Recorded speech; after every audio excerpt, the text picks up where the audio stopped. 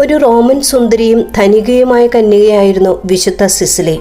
ഒരു വിശുദ്ധ ജീവിതം നയിക്കാൻ ആഗ്രഹിച്ച അവൾ വിജാതീയനായ വലേറിയൻ പ്രഭുവുമായി വിവാഹം കഴിക്കാൻ നിർബന്ധിതയായി. എങ്കിലും അവൾ തൻ്റെ മാലാഖയോട് തൻ്റെ കന്യകത്വം കാത്തുസൂക്ഷിക്കണമെന്ന് അപേക്ഷിച്ചു. അങ്ങനെ വാദ്യമേളങ്ങളോടെ വിവാഹം നടക്കുന്നതിനിടയിൽ സിസിലി തൻ്റെ ഹൃദയത്തിൽ യേശുവിനെക്കുറിച്ച് ഗാനം ആലപിച്ചുകൊണ്ടിരുന്നു.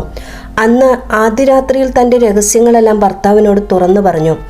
എന്നെ എപ്പോഴും നിരീക്ഷിച്ച് കാത്തുസൂക്ഷിക്കുന്ന ഒരു ദൂതൻ തനിക്കുണ്ടെന്ന് പറഞ്ഞെങ്കിലും ദൂതനെ കാണണമെന്ന് അദ്ദേഹം ആവശ്യപ്പെട്ടു. സ്നാനം സ്വീകരിച്ചാൽ അത് സാധ്യമാകുമെന്ന അവളുടെ വാക്ക് കേട്ട് ഉർബൻ മാർപ്പാപ്പയിൽ നിന്നും സ്നാനം സ്വീകരിച്ച് മടങ്ങിയെത്തി മുറിയിൽ കണ്ട കാഴ്ച അയാളെ അത്ഭുതപ്പെടുത്തി. അവിടെ ഒരു മാലാഖ വെള്ളയും ചുവപ്പും നിറത്തിലുള്ള പൂക്കൾ കൊണ്ടുള്ള കിരീടം അവളുടെ ശിരസിൽ അണിയിക്കുന്നതാണ് കണ്ടത്. അല്പസമയം കഴിഞ്ഞെത്തിയ ഭർത്താവിൻ്റെ സഹോദരൻ മുറിയിലെ സുഗന്ധവും കിരീടത്തിൻ്റെ ഭംഗിയും നടന്ന കഥയുമെല്ലാം കേട്ടപ്പോൾ പിന്നെ ഒട്ടും താമസിച്ചില്ല. അദ്ദേഹവും ക്രിസ്തു വിശ്വാസം സ്വീകരിച്ചു. താമസിയാതെ അവരിരുവരും രക്തസാക്ഷികളുമായി. സിസിലി യേശുവിനെ പ്രഘോഷിക്കുകയും 400-ലധികം പേരെ ജ്ഞാനസ്നാനത്തിലേക്ക് നയിക്കുകയും ചെയ്തു. താമസിയാതെ അധികാരികൾ അവളെ കുളിമുറിയിലിട്ട് പൂട്ടി തീ കൊളുത്തി.